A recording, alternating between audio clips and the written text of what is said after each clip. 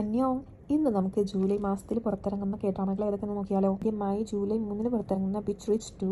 ഇതൊരു mystery thriller ഡ്രാമയാണ്. 10 എപ്പിസോഡാണുള്ളത്. ഇത് വിക്കിയിൽ നിങ്ങൾക്ക് കാണാൻ സാധിക്കും. Low in the city July 5 പുറത്തിറങ്ങുന്നത്. ഇതൊരു ലീഗൽ റൊമാൻസ് ഡ്രാമയാണ്. ഈ ജോങ് സുക്കും മുൻ കായങ്ങുമാണ് മെയിൻ ക്യാരക്ടറായിട്ട് അഭിനയിക്കുന്നത്. It's 12 episode drama. നിങ്ങൾക്ക് വിക്കിയിൽ കാണാൻ സാധിക്കുന്നതാണ്. സ്ലൈം ജൂലൈ 11 പുറത്തിറങ്ങുന്നത്. ഇതും ഒരു മിസ്റ്ററി ഫാന്റസി ത്രില്ലറാണ്. ഈ സ്യൂഹ്യുക് ഈദാഹി എന്നിവരാണ് മെയിൻ കഥാപാത്രങ്ങളായി അഭിനയിച്ചിരിക്കുന്നത്. 6 എപ്പിസോഡാണുള്ളത്. ജൂലൈ 16 ഇത് പുറത്തിറങ്ങുന്നത്. ഒരു മിസ്റ്ററി ക്രൈം ഡ്രാമയാണ്. 11 എപ്പിസോഡാണുള്ളത്. ഡിസ്നി പ്ലസിൽ കാണാവുന്നതാണ്. ദ നൈറ്റ് സ്കൈ ജൂലൈ 18 ഇത് പുറത്തിറങ്ങുന്നത്. ഒരു family romance ഡ്രാമയാണ്.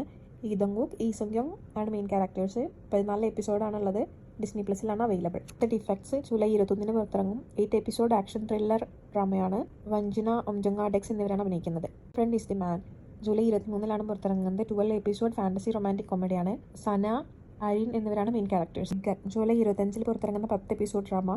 Kim Dam Gil, Kim Yong Wang എന്നിവരാണ് main characters. Action mystery crime ത്രില്ലറാണ്. നെറ്റ്ഫ്ലിക്സിൽ അവൈലബിൾ ആണ്. 25 try a miracle in us 12 episode sports കോമഡിയാണ്.